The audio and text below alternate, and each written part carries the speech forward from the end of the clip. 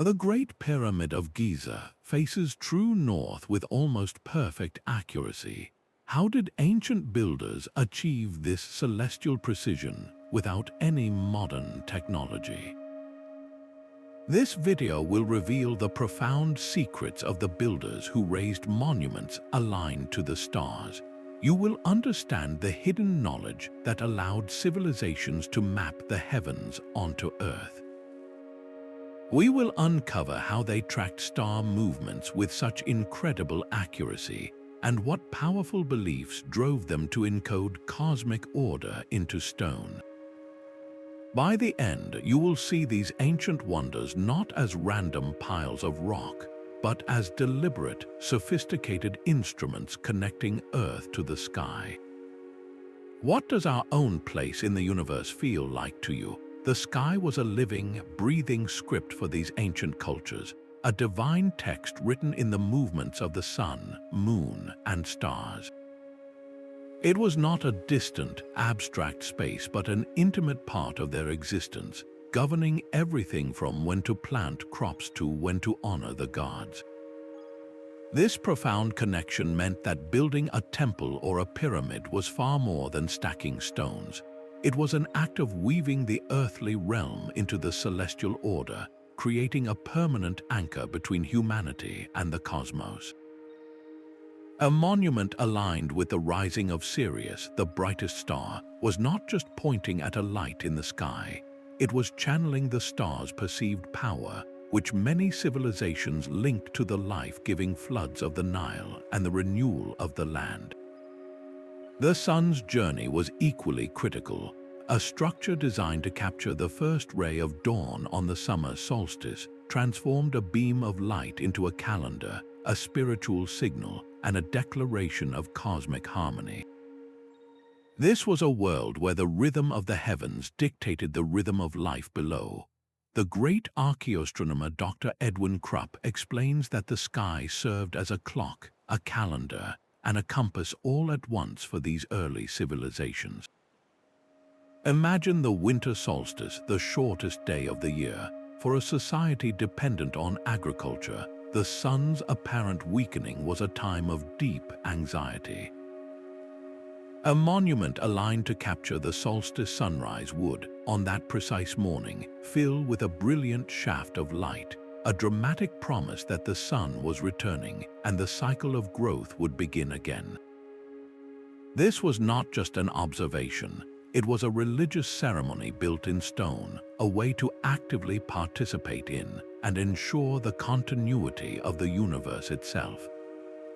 This worldview, where earth and sky were two halves of a single, interconnected whole, fueled an obsession with precision.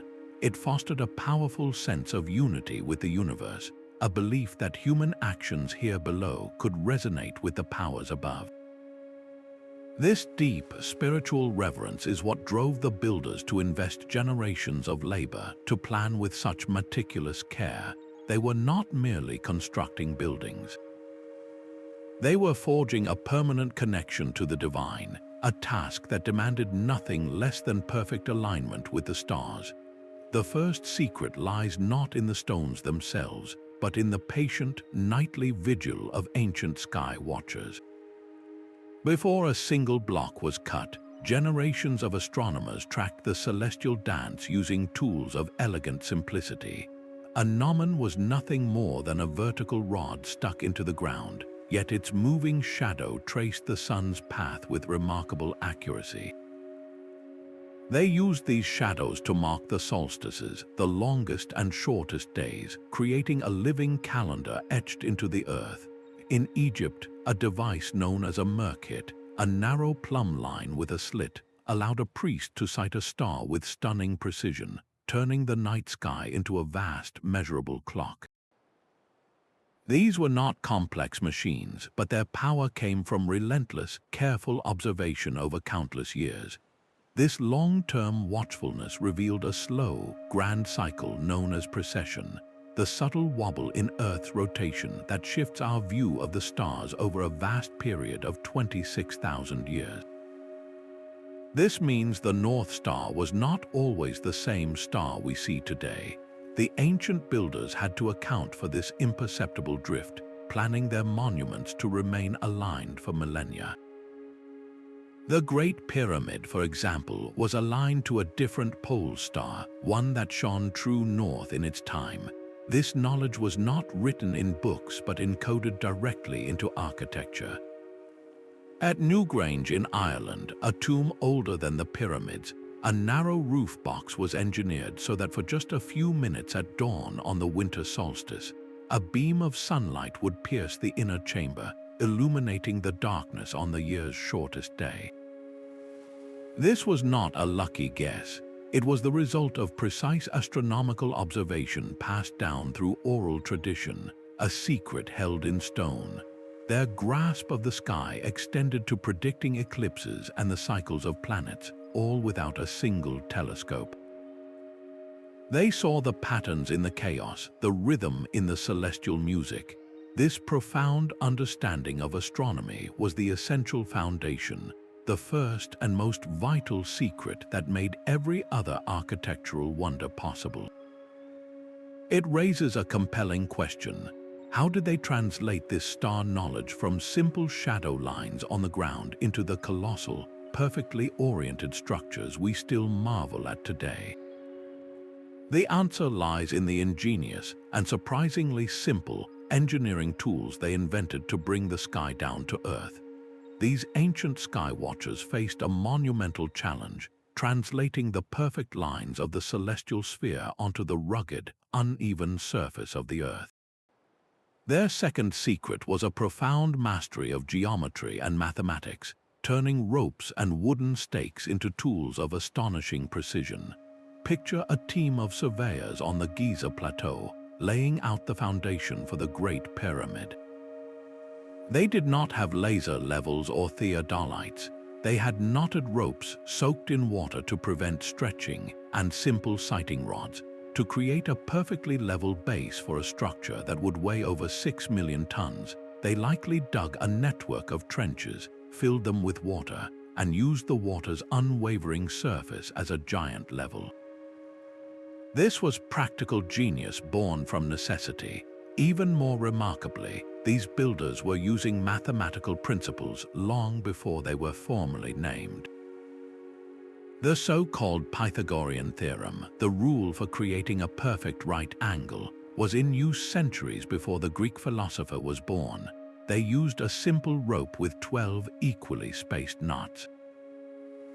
By stretching the rope to form a triangle with sides of 3, 4, and 5 units, they could instantly create a perfect 90-degree angle. This was the cornerstone of their entire operation, the geometric key that allowed them to square their massive constructions with the cardinal directions. This knowledge was not confined to Egypt. At Teotihuacan in Mexico, the entire city, with its vast avenue of the dead and towering pyramids, is laid out on a grid that aligns with sacred ratios, a possible physical echo of a perceived cosmic harmony. As the mathematician and historian John Anthony West observed, the geometry of these sites often encodes mathematical constants like pi or the golden ratio. The Great Pyramid's perimeter divided by its height gives a value very close to 2 pi, suggesting its builders may have intentionally designed it as a representation of a sphere, or the Earth itself, captured in square form. This was not just about structural stability, it was about embedding the very language of the universe into stone. Numbers and shapes were not abstract concepts. They were seen as divine, the fundamental building blocks of creation. By using them, the builders were infusing their monuments with cosmic power and order. This mathematical genius extended directly to the stars through a technique called triangulation. Imagine sighting a single, brilliant star on the horizon, perhaps Sirius rising just before the sun. A builder would place one stake where he stood and another where an assistant stood, marking the line of sight. By moving to a different location and repeating the process, they could create intersecting sight lines, fixing the star's position with incredible accuracy. These angles, measured with simple tools, were then translated onto the ground, ensuring that a temple's central axis would forever point toward that celestial event.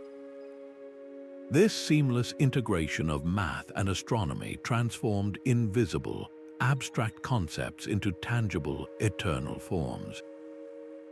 They had drawn a map of the heavens on the earth, but why? What powerful beliefs made this alignment so essential that they would pour generations of labor into its perfection?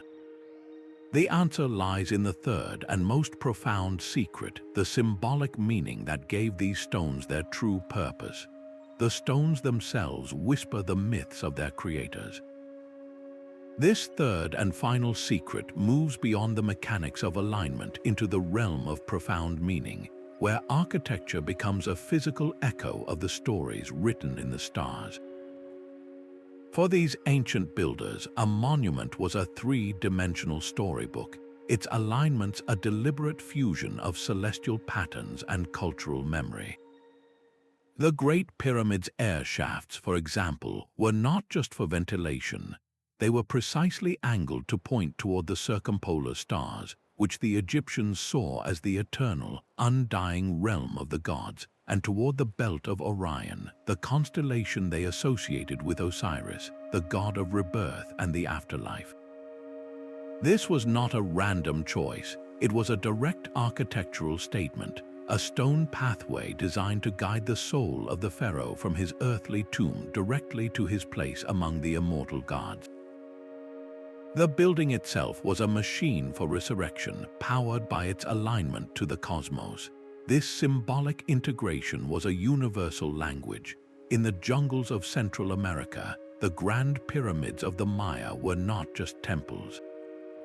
They were sacred mountains, their stepped sides representing the layers of the underworld and the heavens.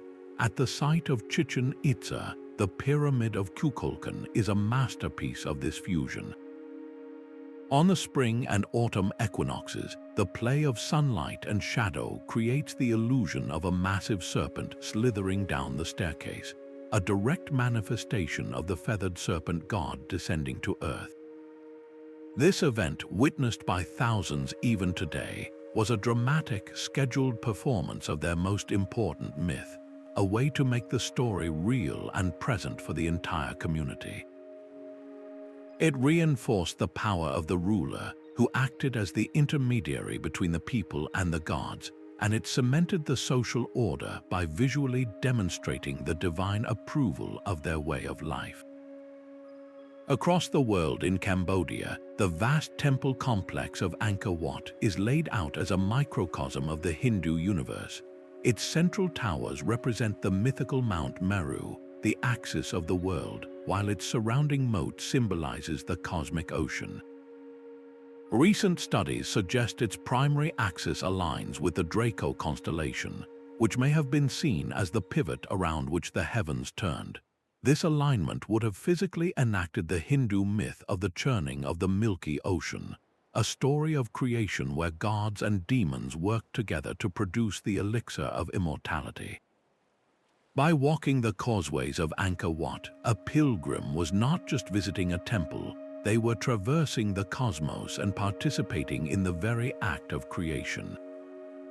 This symbolic layer transformed these sites from mere buildings into powerful cultural anchors. They were places where myth became tangible, where the abstract lessons of gods and heroes were encoded into the very ground people walked on. The oral traditions that preserved the knowledge of solstices and star cycles were the same stories that taught morality, history, and identity. The monument was the permanent, unchangeable record of that living tradition, a stone library that connected every generation to the one before it and to the heavens above. The great mystery that remains is not just how they built these wonders, but how the knowledge to do so was preserved and transmitted across centuries, often without a single written word to guide the way. Moving a stone heavier than a full-grown elephant across miles of rugged terrain seems impossible without modern machinery. Yet this was the daily reality for the builders of the ancient world, whose fourth secret was a breathtaking fusion of raw power and brilliant engineering. They transformed the landscape itself into a tool, using simple physics to achieve feats that still baffle us today. To transport the massive blue stones to Stonehenge from quarries over 150 miles away, they likely employed a combination of log rollers, greased wooden sledges, and rafts for river travel. This was not a chaotic drag. It was a coordinated communal effort with teams pulling in unison, guided by chants and commands, turning an impossible task into a slow, deliberate procession.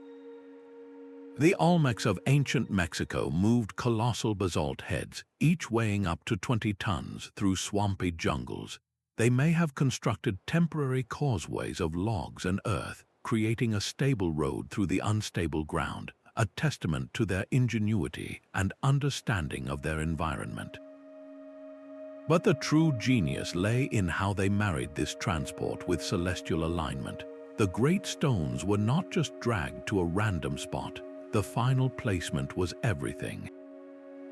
For the Moai of Easter Island, the journey from the quarry to their coastal platforms was only half the battle. Erecting them required levers, ropes, and a careful system of counterweights, a slow, precarious dance of physics and human strength. Once upright, these towering figures were painstakingly oriented. Many gaze inland, their backs to the sea, positioned to watch over the villages, but some are aligned to face specific points on the horizon where important stars would rise, connecting the ancestors they represented directly to the heavens. This alignment was not an afterthought. It was part of the construction process from the very beginning, with sighting lines established long before the first stone was set. The idea of moving stones was sometimes circumvented entirely by making them in place. The theory proposed by engineering expert Dr. Joseph Davidovitz suggests that the blocks for some of the pyramids might not have been quarried in the traditional sense. Instead, workers could have created a kind of geopolymer concrete, a limestone-based slurry poured into wooden molds right on the building site. This revolutionary idea would explain the impossibly tight joints between blocks and the ability to cast stones into complex, pre-aligned shapes, effectively building the mountain one cast block at a time, with celestial precision baked directly into its form. They leveraged the land itself, quarrying local stone whenever possible to minimize the colossal effort of transport.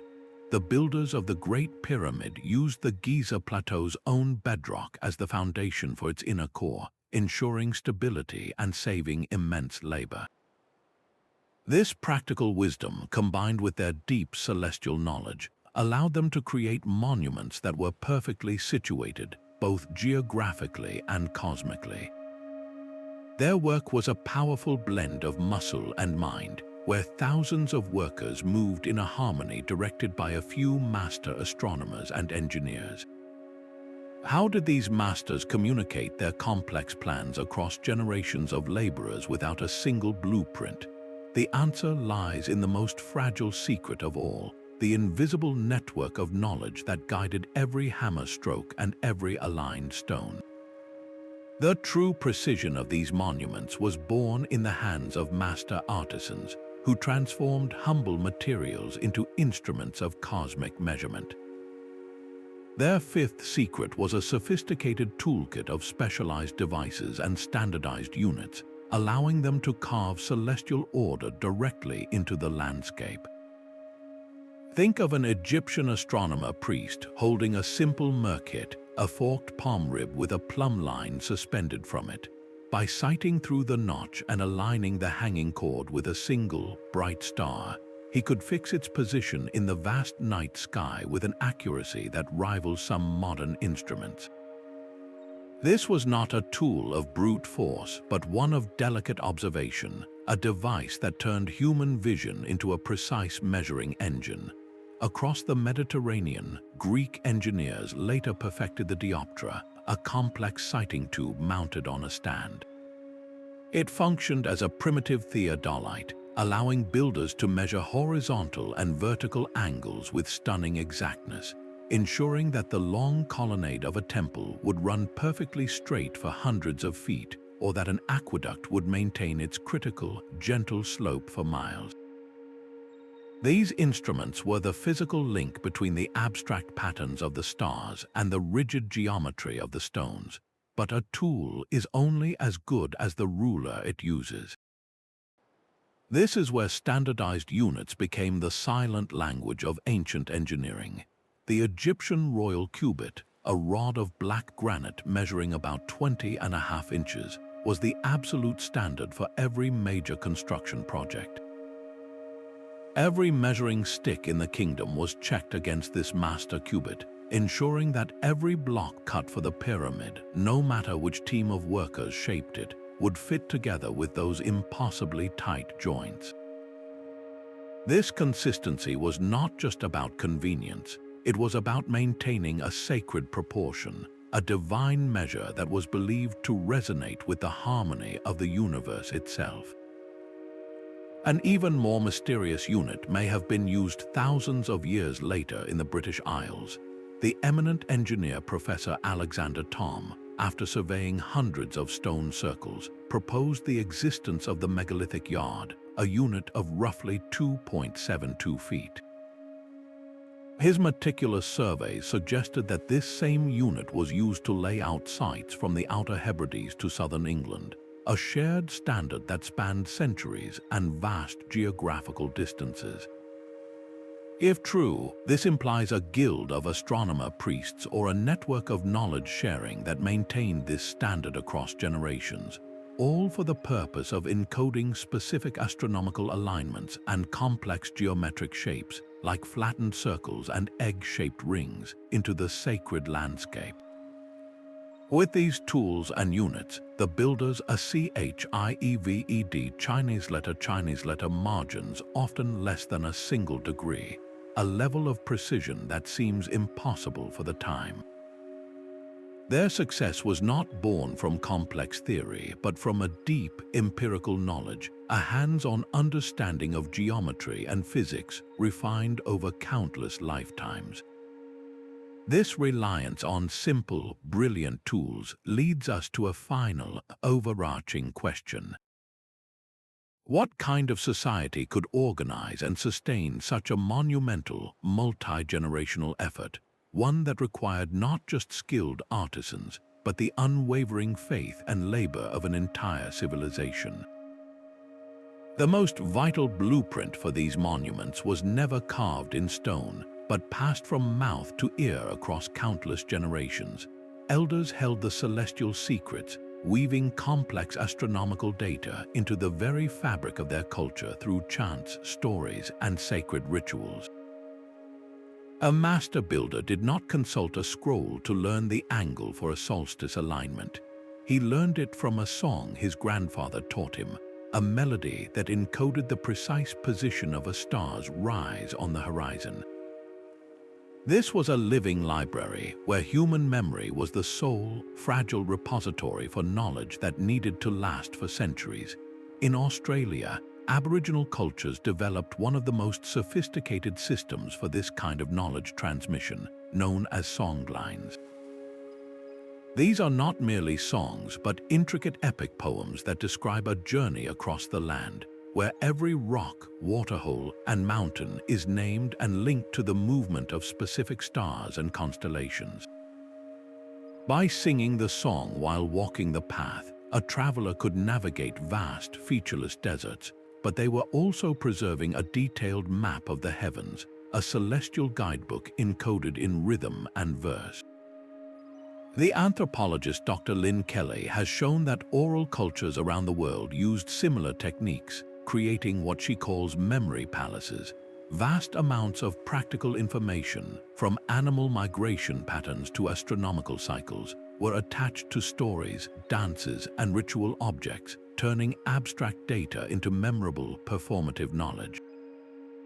This method was so effective it could preserve information that modern science would not rediscover for millennia. The Dogon people of Mali, for example, have long held detailed knowledge of the Sirius star system. Their oral traditions describe Sirius as a double star, with a tiny, incredibly dense companion star that orbits it every 50 years. This companion, Sirius B, is a white dwarf star invisible to the naked eye, yet the Dogon myths accurately recount its orbital period and its heavy nature.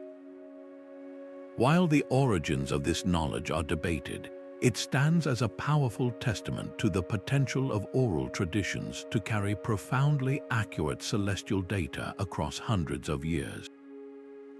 For the builders, this was the ultimate safeguard. A written tablet could be lost or destroyed, but a story, a song, a ritual performed at every solstice, these lived in the hearts and minds of the people. It was a knowledge that was practiced, not just stored, ensuring that the technique for aligning a temple to the rising sun was as familiar as a childhood lullaby. This resilience required a society built on deep, intergenerational trust and a powerful, unifying social structure. What kind of civilization could foster such unwavering dedication to a project that none of its initiators would live to see completed? The sheer scale of these projects demanded a seventh, deeply human secret, a level of social organization that could marshal thousands of hands toward a single, celestial goal. This was not the work of slaves under a whip, but of a society mobilized by a shared cosmic vision. From farmers to stonemasons, entire communities contributed their labor, often directed by a priestly class who interpreted the celestial calendars. Their work was meticulously scheduled around the rhythms of the land and sky. Construction would intensify after the harvest, when vast labor forces were freed from agricultural duties, and would often peak to coincide with major astronomical events, ensuring the monument was ready for a specific solstice or equinox ceremony.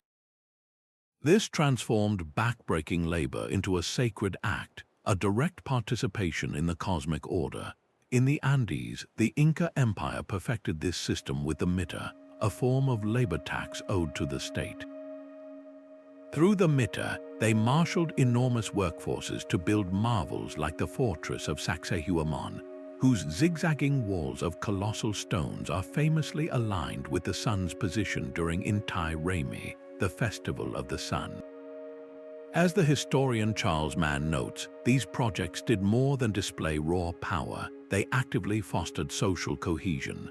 A farmer from a distant village, working alongside thousands of others to place a multi-ton stone, was not just building a wall, he was weaving himself into the very fabric of the empire, united with strangers by a common purpose and a shared celestial belief.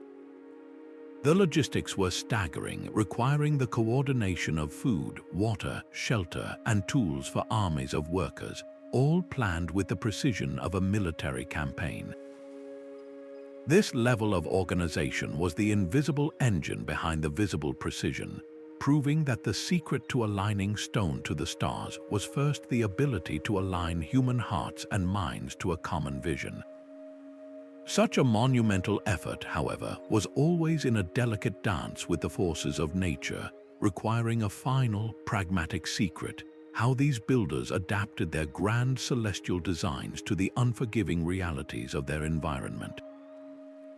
These master planners were not fighting the land but collaborating with it. Their eighth secret was a profound environmental wisdom, choosing construction sites not just for convenience but as active partners in their celestial designs.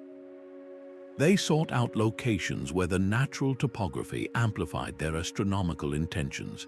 A flat-topped mesa became a perfect platform for observing the horizon. A narrow valley naturally framed the rising sun on the summer solstice. At Machu Picchu, the Incas built the Intihuatana stone, a precise astronomical instrument, atop a mountain ridge that provided an unobstructed 360-degree view of the sky, turning the entire peak into a giant observatory. This was not a random choice, it was a deliberate selection of a place where the Earth itself reached up to meet the heavens. The geology of a site was equally critical. The Great Pyramid's immense weight rests directly on the limestone bedrock of the Giza Plateau, a foundation chosen for its stability to prevent the slightest shift over millennia that would throw its perfect alignments out of true. Across the world, the builders of Stonehenge transported their massive sarsen stones from the Marlborough Downs, over 20 miles away, specifically because that particular type of sandstone was immensely strong and readily available in the enormous slabs they needed. They were practical geologists, understanding which stones could withstand centuries and which would crumble. This adaptive genius is perfectly illustrated at Chichén Itzá. The main pyramid, El Castillo, was constructed on a perfectly flat plain. Yet, its designers used the sun's relationship with the structure's own sharp, man-made edges to create the famous descending serpent of light during the equinoxes. They engineered an illusion that required no natural hill or valley, proving their skill in creating celestial events from scratch when the landscape did not provide one. But when the land did offer a gift, they used it brilliantly. In ancient Greece, the Temple of Apollo at Delphi was built into the slopes of Mount Parnassus, positioned so that the rising sun would illuminate the inner sanctuary on specific sacred days, using the mountain as a giant natural backdrop to highlight the dawn. This holistic approach meant a monument was never an alien object imposed upon the landscape. It was an outgrowth of it, a feature as natural as a hill or a grove, resonating with the power of both the earth below and the sky above. By weaving their structures so seamlessly into the world, they ensured their alignments would endure, locked into a stable dialogue between geology and astronomy. This intricate dance with the environment was not an end in itself, but the essential foundation for the ultimate purpose of these sites, to track the grand, implacable cycles of time itself. The stones themselves became a clock, a calendar carved into the horizon.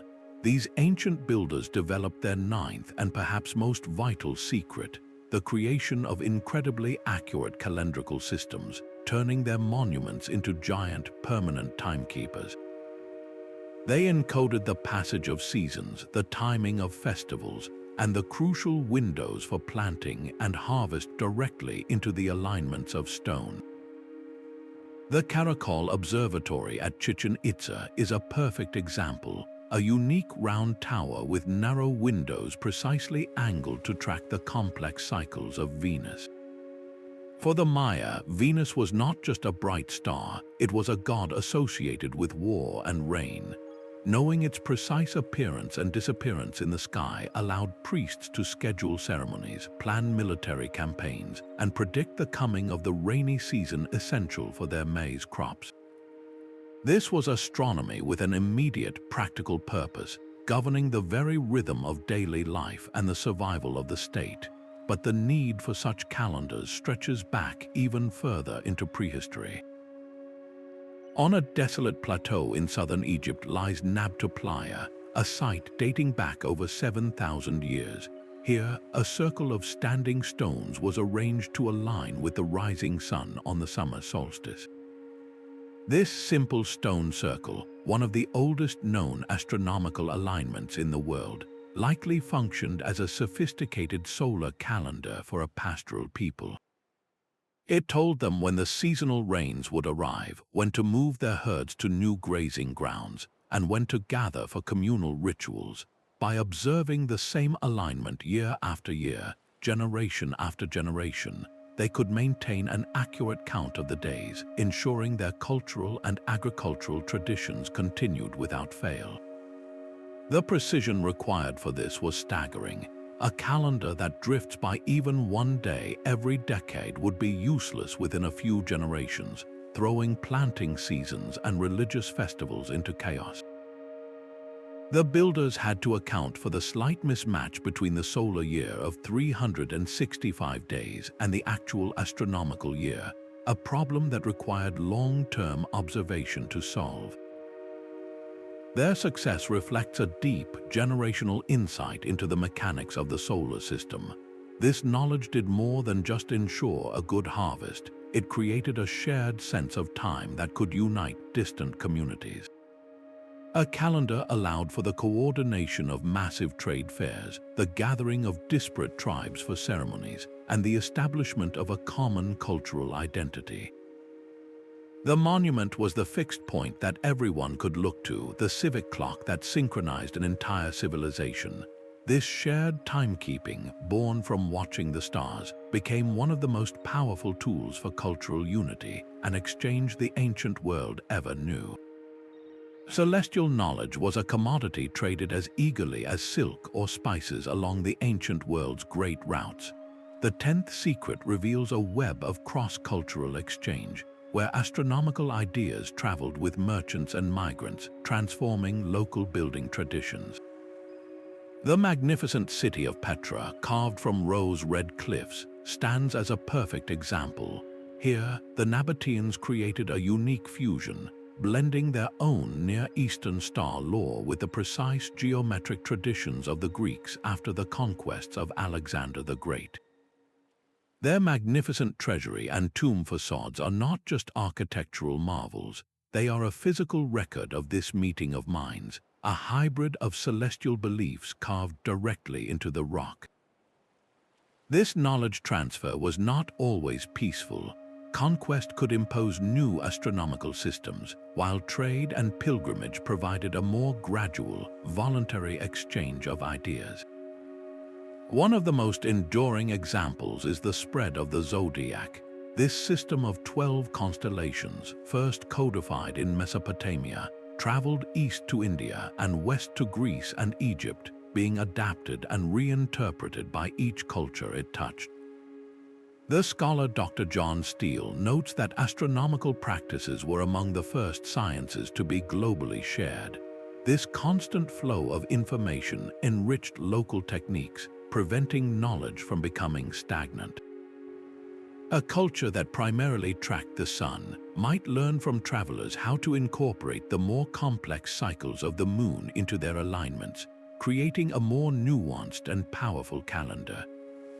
A temple could then be designed to capture both the solstice sunrise and the extreme rising point of the full moon, a feat of engineering that required borrowed mathematical concepts.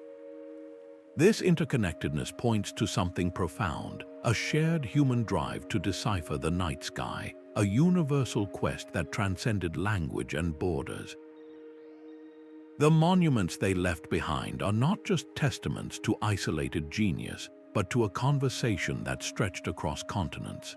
This collective endeavor to map the heavens culminated in spaces that were far more than observatories.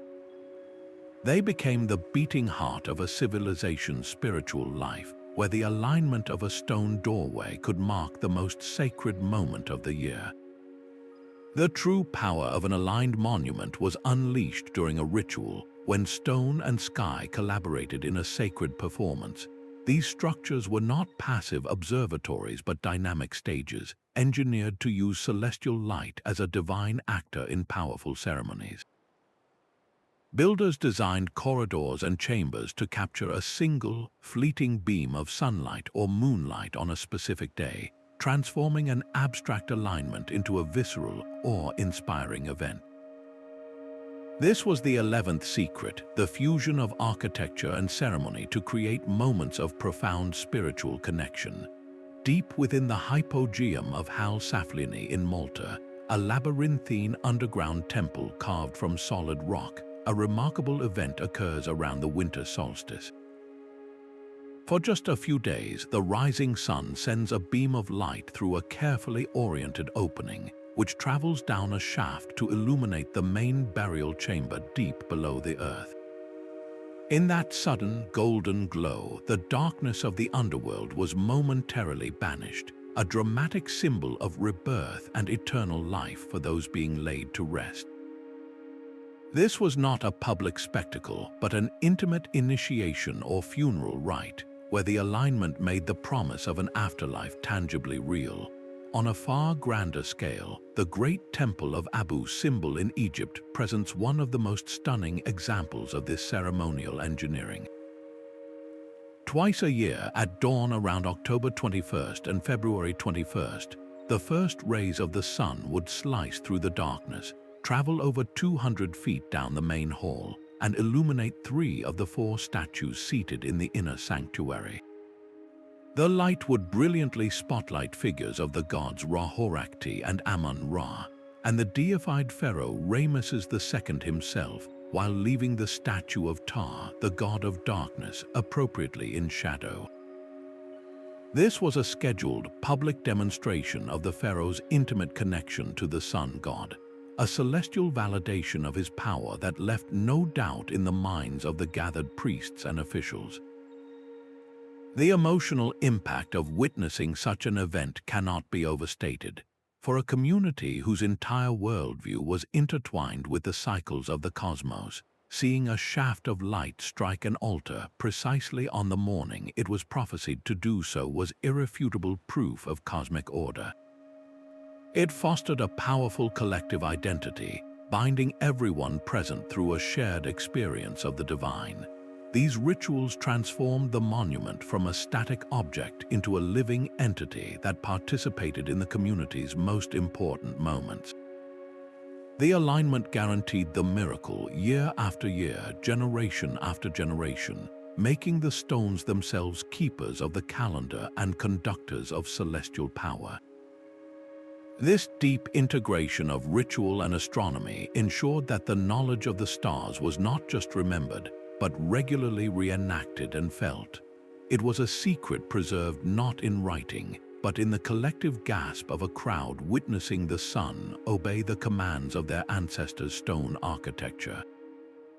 The very stones they chose were selected for eternity.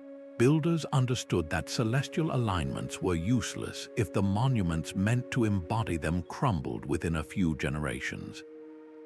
Their 12th secret was a profound, long-term vision, choosing materials and construction methods specifically to withstand the relentless assault of time and weather. They sought out the most durable stones available, granite and basalt, whose crystalline structures resisted erosion far better than softer sandstone or limestone. The thousands of standing stones at Karnak in France, erected over 6,000 years ago, stand as a powerful testament to this foresight. These massive granite slabs, hauled from quarries miles away, have endured countless storms, their surfaces still holding the alignments to the sun and moon that their builders so carefully set. This was not a casual choice. It was a deliberate investment in permanence, ensuring that the astronomical message encoded in the stones would remain legible for millennia. But even the hardest stone is vulnerable if it is not locked securely into place.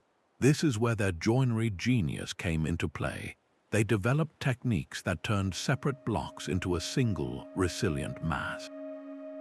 The Incas of Machu Picchu are the undisputed masters of this art. Their walls, built without any mortar, feature stones cut with such incredible precision that a knife blade cannot be inserted between them. Many blocks are shaped with complex geometric outlines that interlock like a 3-dimensional puzzle, a method known as ashlar masonry.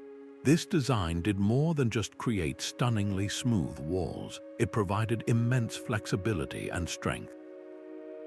When earthquakes strike the Andes, as they frequently do, a modern building made of rigid, uniform bricks will crack and collapse. The interlocking Inca stones, however, are designed to dance, to shift and settle during a tremor before locking back into place, their celestial orientations intact.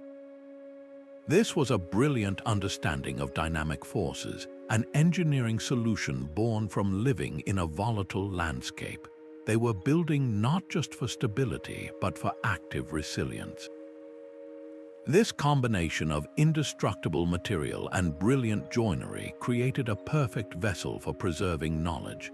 The alignments at Machu Picchu, such as the Intihuatana stone's function as a precise solar clock, have remained true because the platform it sits on has not shifted by a single degree. The builder's foresight in material selection was, in effect, a way of writing their astronomical wisdom in the most permanent ink imaginable, the very crust of the earth. This unwavering commitment to a legacy they would never see fulfilled reveals a mindset that viewed these projects as bridges to a future they could only imagine. Their durable creations did more than just mark time. They eventually became the very landmarks that would guide other travelers, forging a new connection between the celestial wisdom of the past and the practical needs of future explorers. The stars were a map long before paper charts existed, guiding travelers across trackless seas and vast, empty deserts. These celestial alignments served a deeply practical purpose beyond ritual, acting as the ancient world's global positioning system. Monuments became permanent landmarks, their silhouettes or specific alignments providing critical reference points for navigation. The Great Lighthouse of Alexandria, one of the Seven Wonders, did more than just cast a warning beam across the harbor.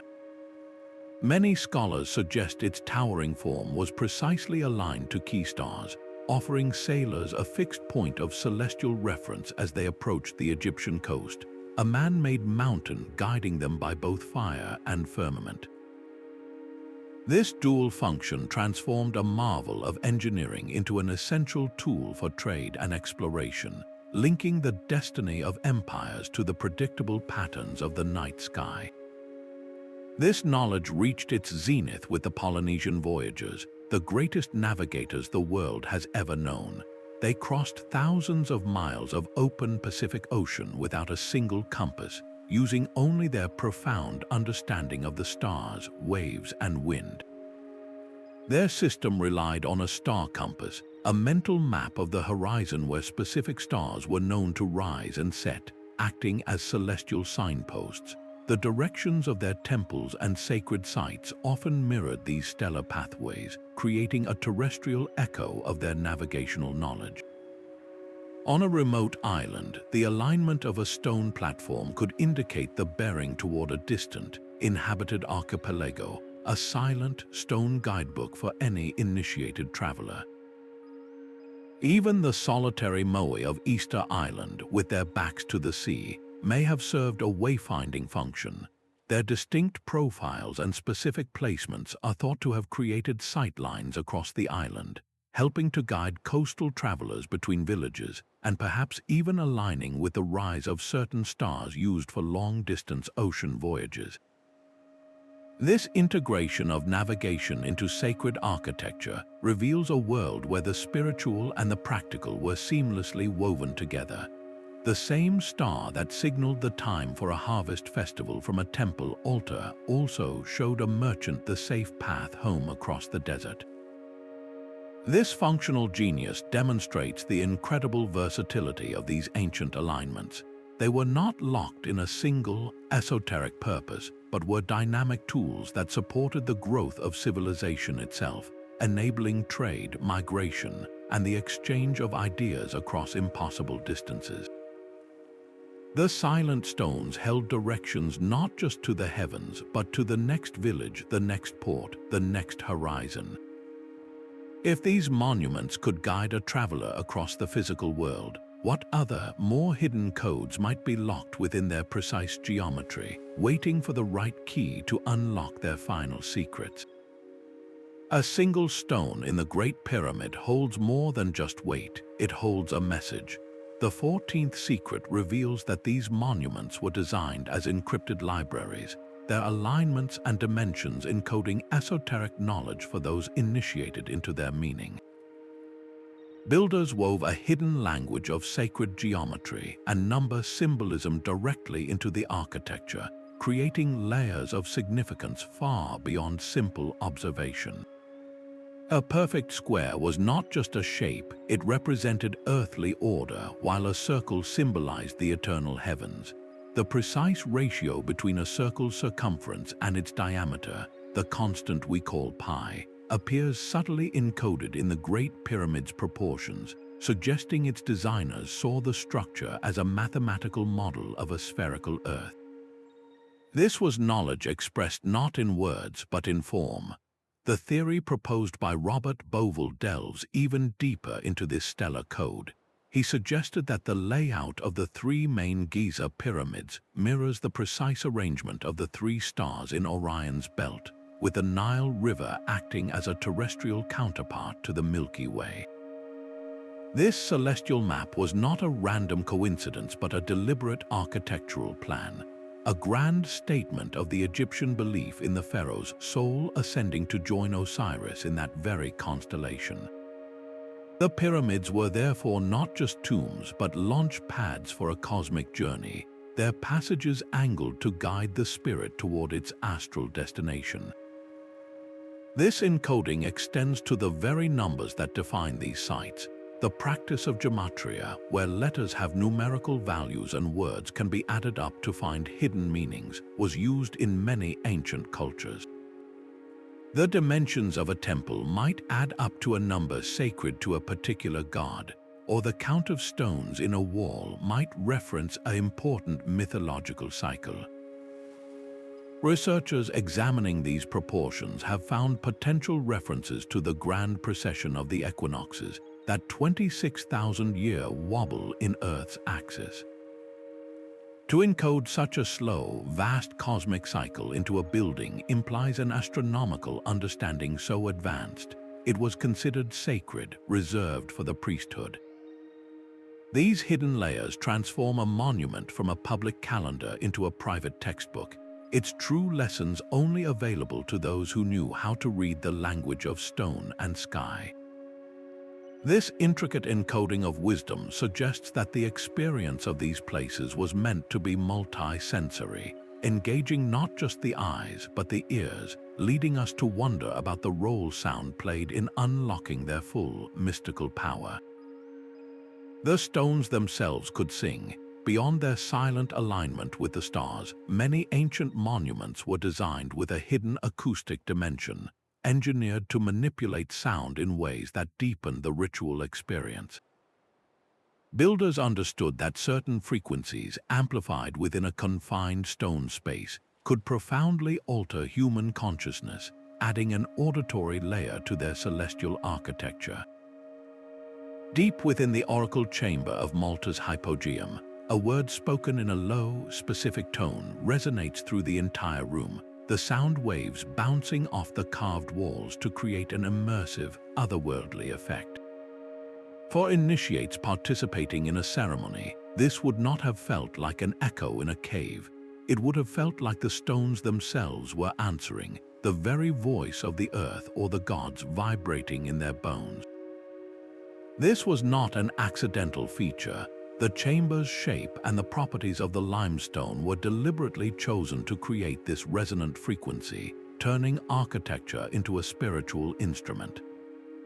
On the other side of the world, at Chavin de Huanta in Peru, this sonic engineering reached an incredible sophistication. Archaeoacoustic studies there have demonstrated how the complex network of stone corridors and ventilation shafts acts as a massive filtering system. When priests blew into conch shell trumpets called pututus, the sound would travel through these ducts, emerging into the main plaza not as a simple blast, but as a distorted, roaring echo that seemed to emanate from the temple itself. The specific frequencies produced by these conch shells align perfectly with the resonant points of the architecture, creating a soundscape designed to disorient and awe. For a pilgrim, the combination of hallucinogenic plants, the flickering torchlight, and this overwhelming, disembodied roar would have been a powerful sensory overload, perfectly simulating a journey into the spirit world or a direct communication with deity. This interplay of sound and star reveals a truly holistic worldview. A temple aligned to capture the first ray of the solstice sun was not complete unless it could also channel the vibrational energy of a chant or a drumbeat that matched that celestial event. They were building for the entire human sensorium, creating spaces where sight, sound, and belief merged into a single, transformative experience. The very stones were tuned, not just to the visual map of the heavens, but to the music of the spheres, a hidden harmony that connected the earth below to the cosmos above. That quest to build in harmony with the cosmos did not vanish with the ancient world.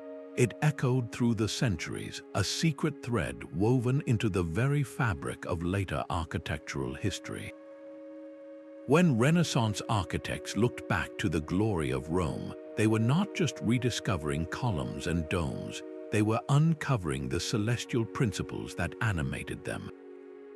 The Great Dome of the Pantheon in Rome, with its central oculus open to the sky, is a masterclass in this ancient idea.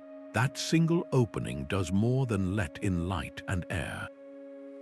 It tracks the sun's movement across the interior, a living sundial that paints a beam of light across the precisely placed niches and altars below, marking the hours and the seasons within a sacred space.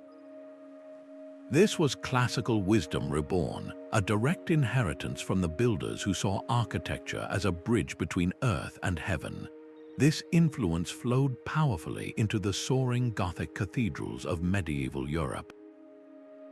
While they pointed spires toward the heavens in a symbolic gesture, many were also precisely aligned to capture the rising sun on the feast day of their patron saint, a clear echo of solstice alignments from millennia past. The labyrinth set into the floor of Chartres Cathedral in France is more than a decorative puzzle. Some scholars suggest its intricate path encodes sacred geometric ratios and may even mirror lunar cycles, a hidden layer of cosmic mathematics beneath the feet of worshippers. The tradition continued into the Enlightenment, an age of renewed scientific curiosity. When Sir Christopher Wren designed St. Paul's Cathedral in London after the Great Fire, he was not just a brilliant architect. He was also a renowned astronomer. He deliberately incorporated celestial alignments into his plans, orienting the entire building with a precision that honored both his scientific understanding and the spiritual legacy of his ancient predecessors. This was not mere imitation. It was a revival of the core principle that a building should reflect the order of the universe. Each of these movements, from the Renaissance to the Enlightenment, represents a new chapter in the same enduring story, a testament to the timeless power of aligning our structures with the cosmos. This enduring legacy raises a compelling question about its origins. If this knowledge was so vital, who were its guardians? The silent stones point not just to master masons, but to the often overlooked women who played a crucial role in preserving and applying these celestial secrets. The silent stones also hold the stories of those whose voices history often forgot. While we picture armies of male laborers, the celestial knowledge behind these monuments was nurtured by a far more diverse community, including women who served as priestesses, astronomers, and master artisans. Their contributions, frequently erased from official records, were vital to the collaborative effort of aligning Earth with sky. In the Minoan civilization of ancient Crete, vibrant frescoes depict women presiding over public ceremonies, suggesting they may have held key religious authority. The Palace of Knossos, with its intricate layout and light wells potentially aligned to lunar cycles, could have been overseen by these female figures who interpreted the celestial signs for their society. They were not passive observers but active participants in the cosmic dialogue, weaving astronomical events into the fabric of ritual and daily life. This tradition of female scholarship found one of its most brilliant lights in Hypatia of Alexandria, a philosopher, mathematician, and astronomer who, in the 4th century, taught and wrote extensively on celestial motion and the design of astrolabes. Her work, though ultimately destroyed by zealots, represents the pinnacle of the ancient astronomical knowledge that builders relied upon for centuries.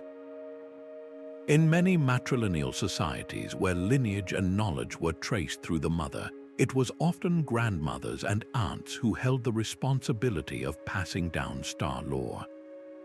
They were the living libraries, teaching which constellations' rise signaled the first planting of seeds, or when the moon's phase was right for a specific ceremony.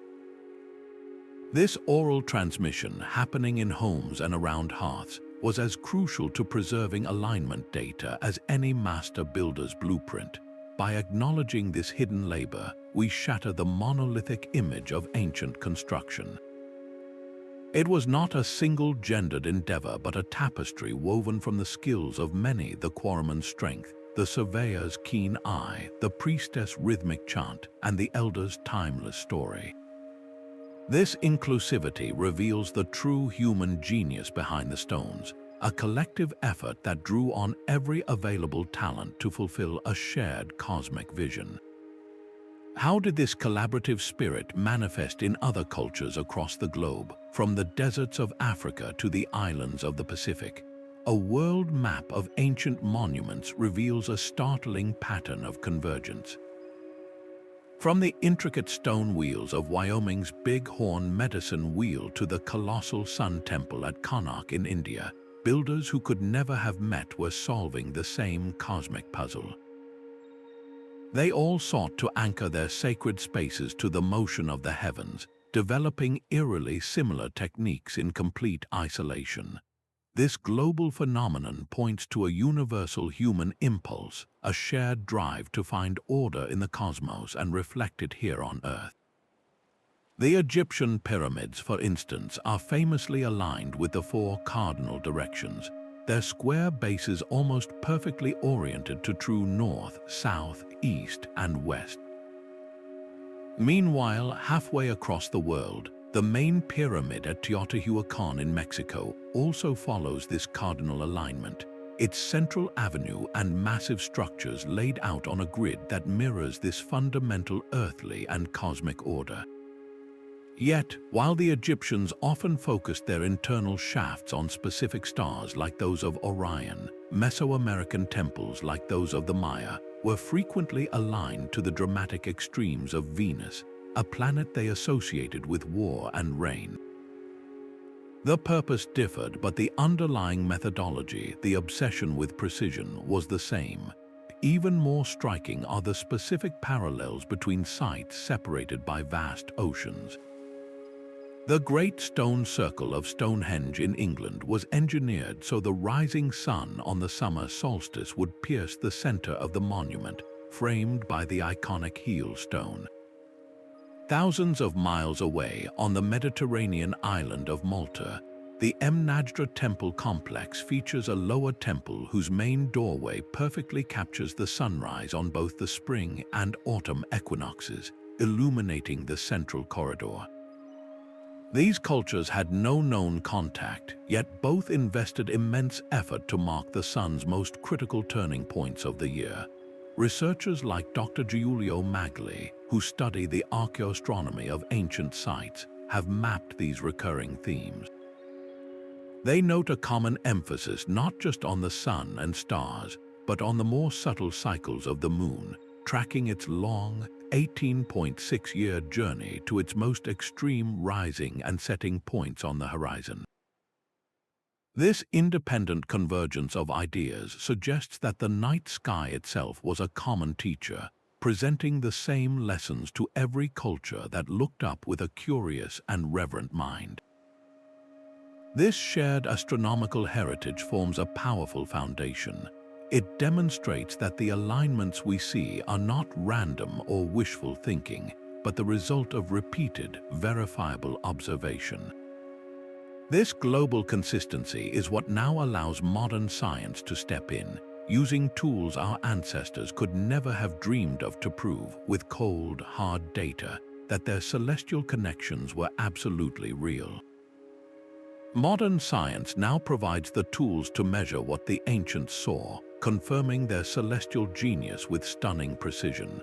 Fields like archaeoastronomy use satellite imagery and laser scanning, known as LiDAR, to map ancient sites from the air, revealing alignments invisible from the ground. At the Temple of Karnak in Egypt, researchers can run sophisticated software to roll back the sky, simulating the exact position of stars as they appeared 3,000 years ago. They can demonstrate how the temple's main axis was deliberately aligned with the rising of the midwinter sun, a fact now measurable to within arc minutes, a tiny fraction of a degree. As the pioneering archaeoastronomer Dr. Anthony Aveney confirms, this level of accuracy proves intentional design beyond any doubt. It shatters old theories that these alignments were lucky accidents. Other scientific techniques add further proof. Carbon dating of organic material trapped in stonework at sites like the Gothic Circle in Germany has firmly placed its construction at around 4,900 years old, contemporary with Stonehenge. Geomagnetic surveys then revealed its precise function, confirming that its wooden palisade gates framed the sunrise and sunset on both the winter and summer solstices. This simple earthen ring was without question one of the world's oldest known solar observatories. This scientific validation does more than just debunk myths. It builds a powerful bridge between past and present, showing us that the builders' methods were rooted in rigorous empirical observation. They were not mystics guessing at the sky, but early scientists recording data over generations. This hard-won knowledge of the heavens was their key to survival, a system for predicting the turning seasons that governed their entire world. How did this deep understanding of celestial cycles equip them to face an even greater, more unpredictable force, the sudden and dramatic shifts in the Earth's own climate? Celestial alignments were not carved in stone, but were living traditions that bent with the world. As centuries passed, the environment itself could shift, forcing builders to adapt their perfect designs to a changing horizon. A temple aligned to the winter solstice sunrise might find its view slowly blocked by a growing forest, or a sacred calendar could be thrown into chaos by a prolonged drought that altered the very atmosphere.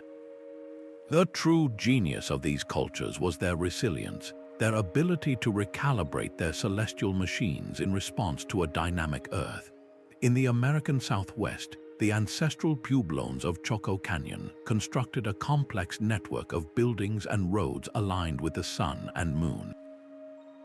But their world was one of brutal drought cycles. Researchers now believe that as water sources shifted and the climate became more arid, these master astronomers may have subtly modified their solar markers.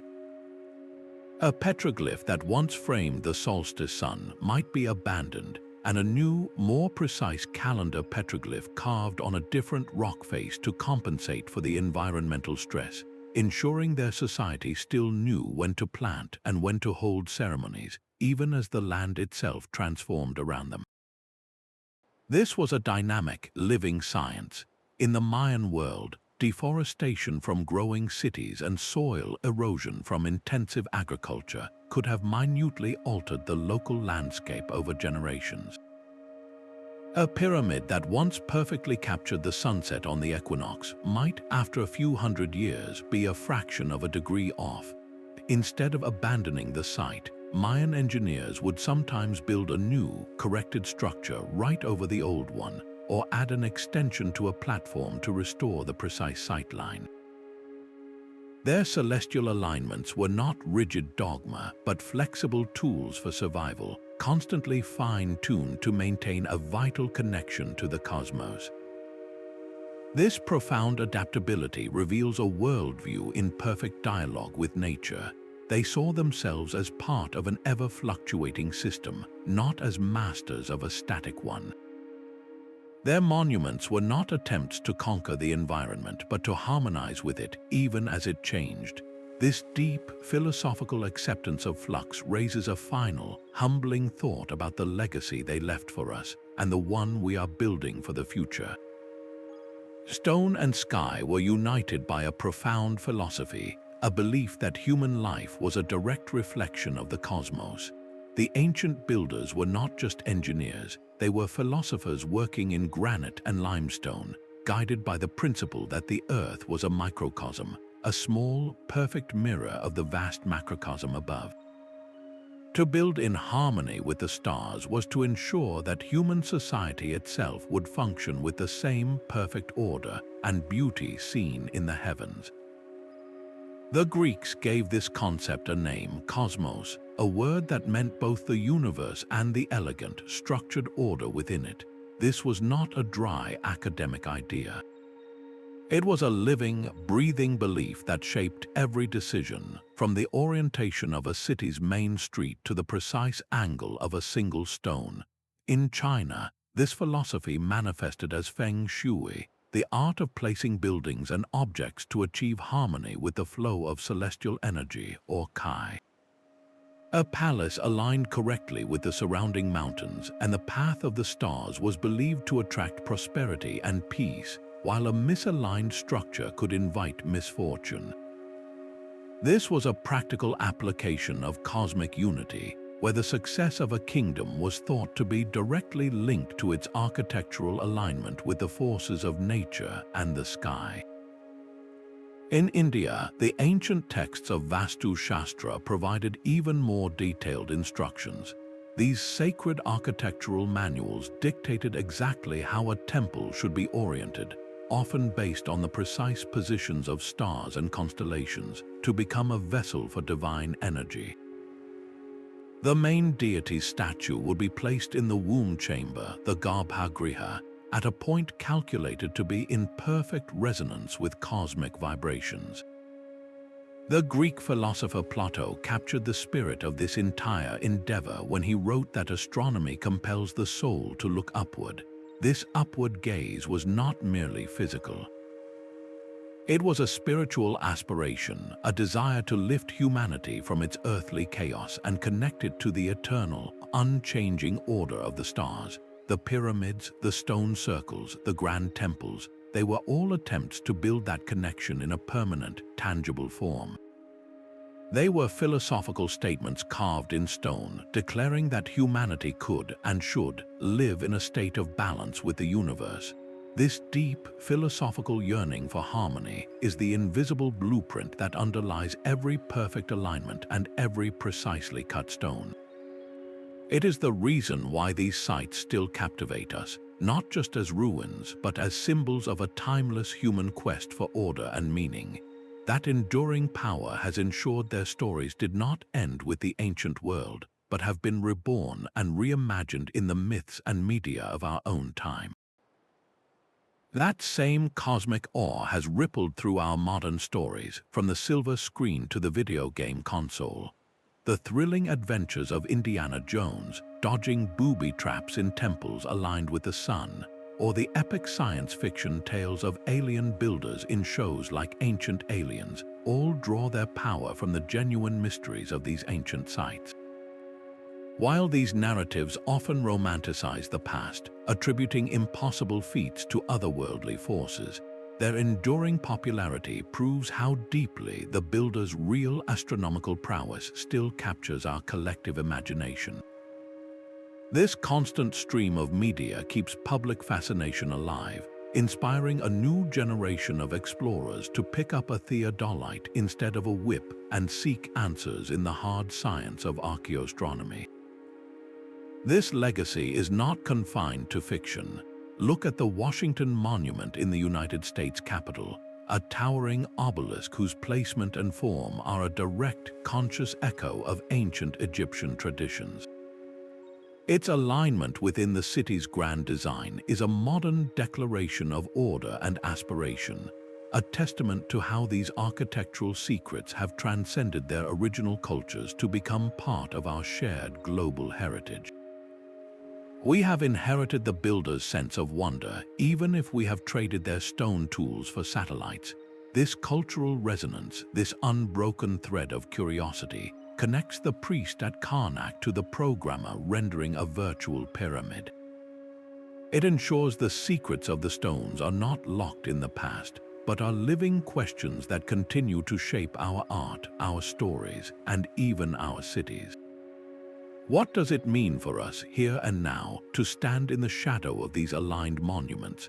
their silent stones pose a quiet challenge to our own sense of time and place in the universe. Standing before the silent stones of Stonehenge or gazing up at the Great Pyramid's immense face, you might feel a whisper across time. It is not just the scale of the structures that stirs you, but the profound connection to the people who built them. They were not so different from us, looking up at the same stars, driven by the same fundamental need to understand their place in the cosmos. This personal resonance is the final secret, a bridge between their world and ours. Their insights can profoundly shape modern life, inviting us to rediscover a rhythm beyond the glare of screens and the relentless pace of the digital clock. What if we chose to design our homes and workspaces to welcome the morning sun, to follow the natural cycles of light and darkness that our bodies intrinsically understand? This simple act of alignment with our environment can reduce stress and improve our well-being, a quiet echo of the ancient principle that harmony with the cosmos fosters harmony within. Their legacy is a testament to interdisciplinary genius, where art, science, spirituality, and engineering were not separate fields but strands of a single, powerful rope. In an age of increasing specialization, their example encourages us to learn broadly, to connect disparate ideas, and to see the world as an interconnected whole. The astronomer Carl Sagan once reflected that we are a way for the cosmos to know itself. In building these celestial anchors, the ancient builders were doing exactly that, using human hands and minds to give the universe a mirror. By contemplating their secrets, we tap into that same universal human drive to find meaning, a drive that can guide us as we face our own era's complex challenges, from environmental crises to social fragmentation. Their story reminds us that our greatest achievements arise not from dominating nature, but from listening to it and finding our place within its grand design. This personal connection reveals the timeless value of their work, a value that lives on not just in stone, but in the enduring human spirit that looks to the stars and wonders what else remains to be discovered. Even with all we have uncovered, some of the stones guard their final secrets with silent defiance. At Göbekli Tepe in Turkey, a site that rewrites human history, massive stone pillars carved with intricate animals stand in great circles. These structures are thousands of years older than Stonehenge, built by hunter-gatherers who should not have possessed such sophisticated skills. The precise arrangement of these pillars suggests they were aligned with star clusters, perhaps the Pleiades or Cygnus, but the full celestial code remains just out of reach. Were these the world's first temple and the original seed of astronomical knowledge? We simply do not yet know. Across the ocean in the highlands of Bolivia, the ruins of Puma Punku present a different kind of puzzle. Here, stone blocks of andesite and granite, one of the hardest stones on Earth, are cut with such geometric precision that they interlock like pieces of a master craftsman's puzzle. The surfaces are flawlessly smooth, the edges razor sharp, and the holes drilled with a consistency that seems almost industrial. How did ancient people achieve this without hardened metal tools? The mystery is so profound it continues to fuel both rigorous scientific inquiry and wild speculation. Perhaps the most exciting development is that these are not static mysteries locked in the past. Right now, archaeologists are re-examining these sites with tools our ancestors could never have conceived. Ground-penetrating radar is sweeping across the plains around Stonehenge, revealing a hidden landscape of buried stones and ritual pits that no one knew existed. In the Amazon, laser scans from aircraft are stripping away the dense canopy to expose vast geometric earthworks, enormous circles and squares carved into the soil. These geoglyphs, once hidden, are now revealing a complex and previously unknown astronomical network, suggesting a lost civilization that mapped the heavens from the heart of the rainforest. Each new technological advance peels back another layer, proving that these sites are not dead ruins but living puzzles. They remind us that the map of our ancient past is still being drawn, with blank spaces that beckon to the curious. This ongoing quest is more than an academic exercise. It is a global adventure that connects us directly to the wonder of discovery. It invites us to consider our own role in this story. How will we help preserve these fragile sites for the generations of explorers yet to come, so that they too might one day stand before a silent stone and hear its whisper?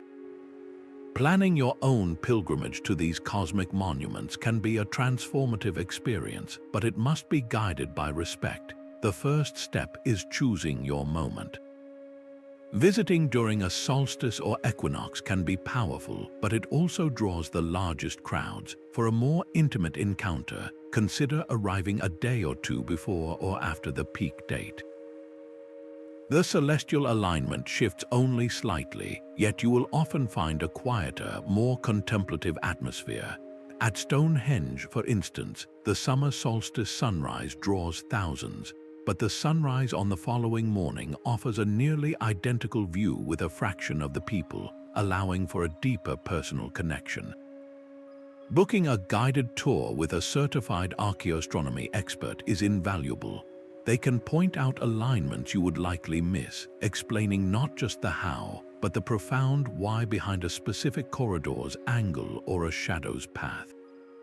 Modern technology can enrich this journey. Several mobile applications now allow you to hold your phone up to the sky at a site like Newgrange or Chichén Itzá, and with an augmented reality overlay, see how the stars or sun would have appeared on the solstice thousands of years ago, effectively letting you peer through a window into the ancient sky.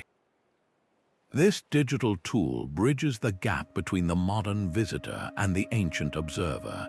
Your physical presence at the site comes with a responsibility to protect it. The oils from our hands, repeated over millions of touches, erode delicate carvings and subtly degrade stone surfaces.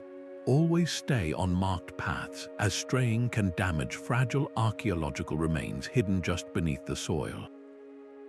In places like Chichén Itzá, access to the main pyramid during the equinox is now strictly regulated to prevent damage from the sheer weight of visitors.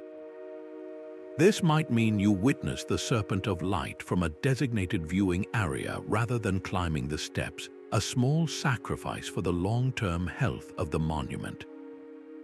Supporting local conservation is part of this ethical pact. Choosing local guides, purchasing from community artisans, and paying entrance fees directly contributes to the ongoing work of preserving these wonders. By traveling with this mindful awareness, you become more than a tourist. You become a temporary guardian, honoring the builders' immense effort by ensuring their stone clock continues to tick for generations yet to come. This act of preservation feels almost like a sacred duty, a way to answer the silent call of the stones themselves. These celestial monuments demand we rewrite our history books. The traditional story of a slow, linear climb from primitive beginnings to modern sophistication simply cannot account for the sheer astronomical genius locked in these stones. We must envision a new narrative, one that highlights the profound intellectual achievements of cultures long vanished, challenging our deepest assumptions about what it means to be advanced.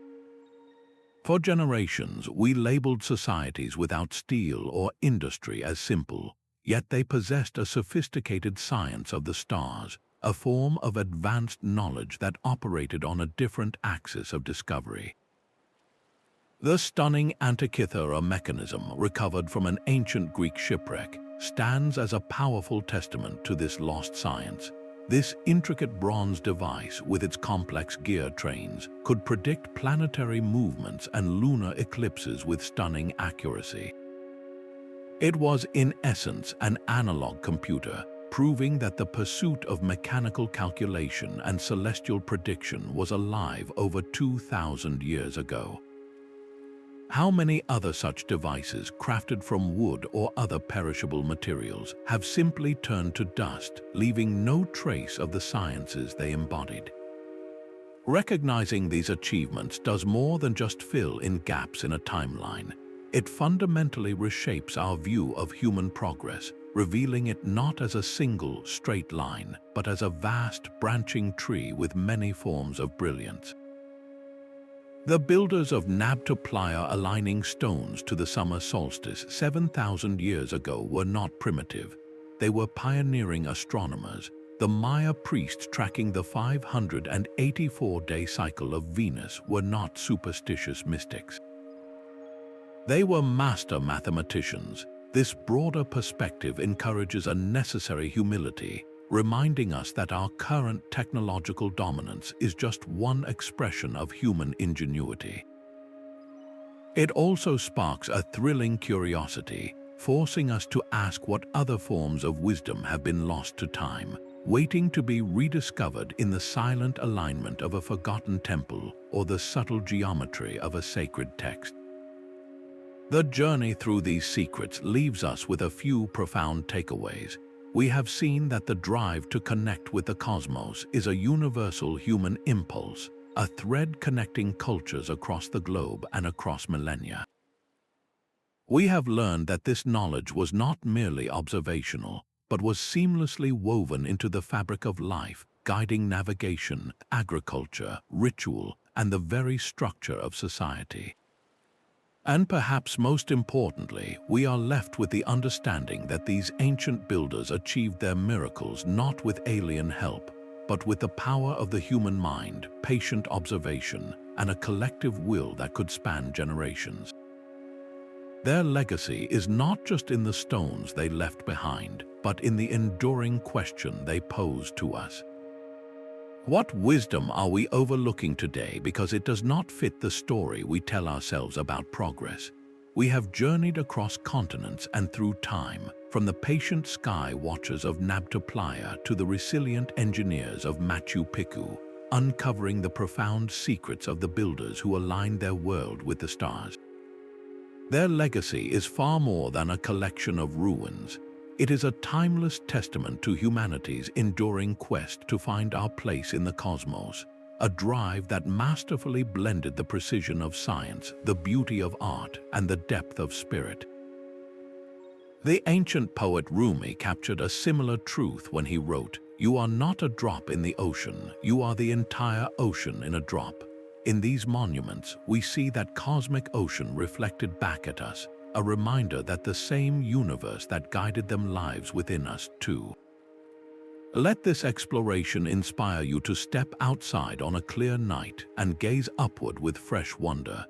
Perhaps you will plan a pilgrimage to feel the solstice sunrise at Stonehenge, or simply begin your own journey into the captivating field of Archaeoastronomy. We would love to hear which celestial alignment captures your imagination most. Was it the pyramid shafts pointing to Orion, or the descending serpent at Chichén Itzá? Share your thoughts in the comments below. If you enjoyed this journey into historical mysteries, subscribe for more, and carry forward the awe of these ancient sky watchers, letting it illuminate your own path.